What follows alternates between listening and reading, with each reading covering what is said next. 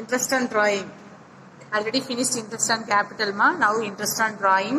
So interest is charged on drawing. நம்ம ஒரு drawing அப்படிங்கிறது என்ன அப்படின்னு சொல்லி பார்த்தோம் அப்படின்னா, ஸோ இன்ட்ரெஸ்ட் ஆன் கேபிட்டல் நம்ம இப்போ பார்த்துட்டு இருக்கோம். அதில் வந்து பார்த்தீங்க அப்படின்னா இன்ட்ரெஸ்ட் வந்து டிராயிங் அப்படிங்கிறப்ப டிராயிங்கில் தான் நம்ம என்ன பண்ணுவோம் அப்படின்னா இன்ட்ரெஸ்ட் சார்ஜ் பண்ணுவோம். ஸோ டிராயிங் எப்போ எடுக்கும் எப்போ நடக்கும் அப்படின்னு சொல்லி பார்த்தோன்னா, ஒரு பர்சன்ஸ் வந்து ஒரு பார்ட்னர் வந்து தன்னோட கம்பெனியில் பர்சனல் யூஸ்க்காக பார்ட்னர்ஷிப்ல ஃபோம் தான் சொல்லணும், சரிங்களா? ஒரு பார்ட்னர் வந்து தன்னோட ஃபோம்ல பர்சனல் யூஸ்க்காக எப்போ வந்து வித்ட்ரா பண்றாரோ அமௌண்ட்டையோ ஏதோ ஒரு அசட்டையோ வித்ட்ரா பண்றாரு அப்படின்னா அதுதான் டிராயிங் சொல்லுவோம். அப்படி எடுக்கிறப்ப அவர் எந்த மந்த் எடுக்கிறாரோ அந்த மந்த்ல இருந்து நம்ம அந்த இயர் எண்டு வரைக்கும் என்ன பண்ணணுங்க, இன்ட்ரெஸ்ட் சார்ஜ் பண்ணுவாங்க, சரிங்களா? அப்ப இன்ட்ரெஸ்ட் அதை சார்ஜ் பண்றப்ப made by the partners only when there is an arrangement among the partners in the regard. அதாவது அந்த அரேஞ்ச்மெண்ட் பண்ணுவார், எந்த டேட்ல இருந்து எந்த மந்த் வரைக்கும் நான் எடுத்திருக்கேன் அப்படின்னு சொல்லிட்டு. சரி, அவர் செட்டில்மெண்ட் பண்ற வரைக்கும் அதுக்கான இன்ட்ரெஸ்ட் அவங்க சார்ஜ் பண்ணிட்டு இருப்பாங்க, சரிங்களா?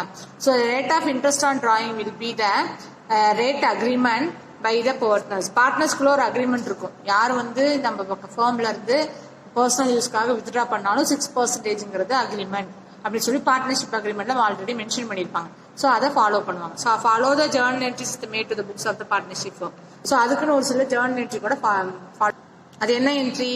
ஸோ இன்ட்ரெஸ்ட் ஆன் டிராயிங் அப்படிங்கிறப்ப ஒரு கம்பெனி ஒரு பார்ட்னர்ஷிப் ஃபர்ம்ல இருந்து டிரா பண்ணிட்டோம் அப்படின்னா partners capital or current account debtor to interest on drawing account. Partners capital and current account data to interest on drawing account. So interest on drawing due to the partners to the firm, hence the partners capital or current or debit interest on drawing. அதாவது சொல்றாங்க partners வந்து ஒரு பார்ட்னர்ஸோட capital எப்பயுமே எங்க இருக்கும் அப்படின்னு சொல்லி பார்த்தோம்னா டெபிட் சைட்ல இருக்கும். அதே இடத்துல தான் இன்ட்ரெஸ்ட் ஆன் டிராயிங்கும் நம்ம கால்குலேட் பண்ணி பார்ட்னர்ஸ் கேபிட்டல் அக்கௌண்ட்ல டெபிட் சைட் போஸ்டிங்லேயே போடுவோம், சரிங்களா? ஸோ அப்ப இன்ட்ரெஸ்ட் ஆன் டிராயிங்க்கு ப்ராஃபிட் அண்ட் லாஸ்க்கு எடுத்துட்டு போறப்ப அப்ரோப்ரியேஷன் அக்கௌண்ட் எடுத்துட்டு போறப்ப அட்ஜஸ்டிங் என்ட்ரி போடுவோம் இல்லையா? That is one of the interest on drawing account to profit and loss appropriation account. சரி, calculation of interest on drawing இது எப்படி வந்து நம்ம கால்குலேட் பண்ணுவோம் அப்படின்னு சொல்லி பார்த்தோம் அப்படின்னா, interest on drawing can be computed by following either direct method or production method. அதாவது ஒன்னா டைரக்ட் மெத்தடாவே நம்ம ஃபாலோ பண்ணிடுவோம், இல்லைன்னா ப்ரொடக்ஷன் மெத்தட்னு ஒரு ஃபார்முலா இருக்கும். அந்த ஃபார்முலாவை அப்ளை பண்ணி நம்ம என்ன பண்ணுவோம், இன்ட்ரெஸ்ட் ஆன் டிராயிங்கை கால்குலேட் பண்ணுவோம். ஆல்சோ இந்த partners withdraw fixed amount at fixed time interval. அதாவது ஒரு ஃபிக்ஸ்டு அமௌண்ட்டை ஃபிக்ஸ்டு இன்டர்வல்ல நம்ம எடுத்திருக்கோம் அப்படின்னு சொல்லி பார்த்தோம்னா இந்த இன்ட்ரெஸ்ட் ஆன் டிராயிங் எப்படி calculate based of the average period method. அதாவது அப்ப average period method minimum method இருக்கு, average period method, production method இருக்கு. ஸோ ஆவரேஜ் பீரியட் எடுப்பாங்க. Beside the datas, the drawing and the amount of the drawings, different methods of the calculate following calculate interest on. ஒவ்வொரு இதுலயும் ஒவ்வொரு மாதிரியான மெத்தடை வந்து calculate பண்ணுவாங்க. First of all direct method. Direct மெத்தட்னா interest of calculate drawings period, date of drawing of date of closing date of the accounting year. அந்த இயரோட அக்கௌண்டிங் இயரோட க்ளோசிங் வச்சு என்ன பண்ணுவாங்க அப்படின்னா calculation of interest on drawing பத்தி பார்க்க போறோம். இன்ட்ரெஸ்ட் ஆன் டிராயிங் அப்படின்னு சொல்லி பார்த்தோம் அப்படின்னா அது நம்ம இதெல்லாம் ஆல்ரெடி சொல்லியிருக்கோம் இல்லையா, ஃபிக்ஸ்ட் அண்ட் டைரக்ட் மெத்தட். அதுல வந்து டைரக்ட் மெத்தட் வந்து நம்ம பார்க்க போறோம். அதுல பார்த்தீங்கன்னா இன்ட்ரெஸ்ட் இன் கால்குலேட்டட் டிராயிங், அதாவது ஒரு பீரியட் இருக்குன்னா அந்த டேட்ல டேட் ஆஃப் டிராயிங் எப்போ வந்து டிராயிங் நடந்துச்சோ, டேட் ஆஃப் டிராயிங் நடந்தது எந்த டேட்ல நம்ம டிராயிங் எடுத்தோமோ அந்த டேட் ஆஃப் க்ளோசிங் டேட், அந்த க்ளோசிங் டேட்ல இருந்து அக்கௌண்டிங் இயர் வரைக்கும் நம்ம கால்குலேட் பண்ணுவோம், சரிங்களா? அதான் டைரக்ட் மெத்தட் அப்படின்னு சொல்லி சொல்லுவாங்க, சரிங்களா? நெக்ஸ்ட் வந்து பார்த்தோம் அப்படின்னா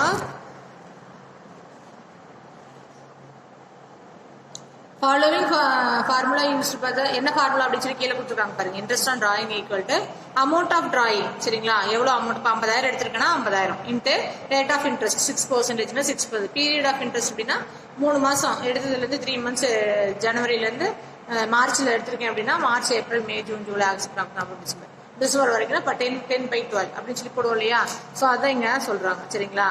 நெக்ஸ்ட் வந்து பாத்தீங்கன்னா period of interest refer to the period from the date of drawing closing date of the accounting year. அதாவது பீரியட் ஆஃப் இன்ட்ரெஸ்ட் அப்படின்னு சொல்லி பார்த்தீங்கன்னா 1 இயர்க்கான இன்ட்ரெஸ்ட் இருக்கு இல்லைங்களா?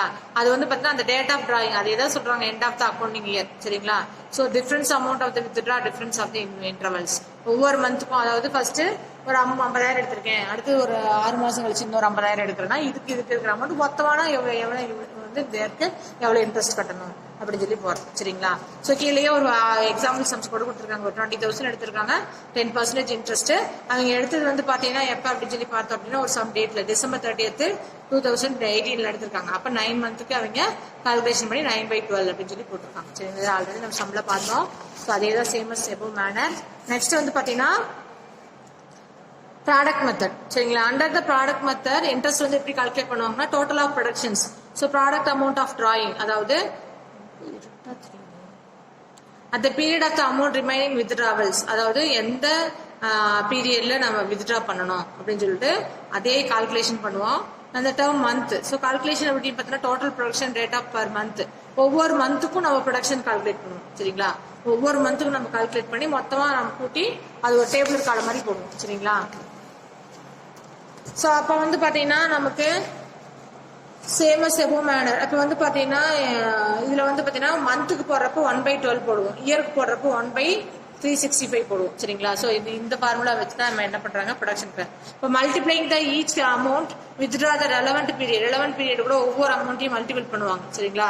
So calculate of interest of prescriptions 1 month அப்படின்னு சொல்லி பார்த்தோம் அப்படின்னா 1/12 அப்படின்னு சொல்லிட்டு நமக்கு ப்ரொடக்ஷன் மெத்தட்ல போடுவாங்க. ஓகேவா? ஸோ இதோட இந்த production method over. Average period method, if the partners withdraw fixed amount at a fixed time interval. அதாவது ஒரு பார்ட்னர் இருக்காங்க அப்படின்னா வித்ட்ரா பண்றாங்க அப்படின்னா ஃபிக்ஸ்டு அமௌண்ட் வந்து ஃபிக்ஸ்டு டைமுக்கு ஒரு சில interval 3 months once 3 months once 3 months once interval drawing, அதாவது ஒரு இன் பிட்வீன் கேப்ல மட்டும் தான் எடுப்பாங்க. இல்ல 6 monthனா 6 month once மட்டும் டிராயிங் பண்றது. That is one of the average period. Interest on drawing may be calculated based on the average period. So அப்ப அதுக்கு வந்து நம்ம என்ன மெத்தட் யூஸ் பண்ணலாம்னா ஆவரேஜ் பீரியட் மெத்தட் நம்ம யூஸ் பண்ணிக்கலாம். சரிங்களா? Fixed the interval of the withdrawal made மந்த்லியா இருக்கணும், இல்லைன்னா குவார்டர்லியா இருக்கணும், இல்ல ஹாஃப் இயர்லியா இருக்கணும். சரிங்களா?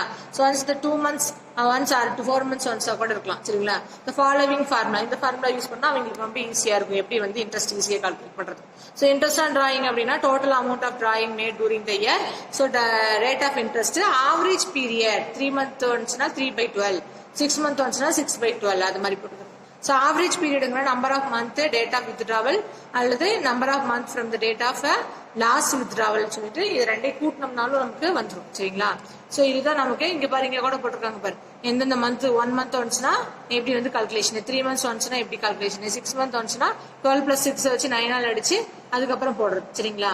ஸோ இது வந்து உனக்கு ஆவரேஜ் பீரியட் மெத்தடுக்கான ஒரு formula. Did you understand for this concept, ma?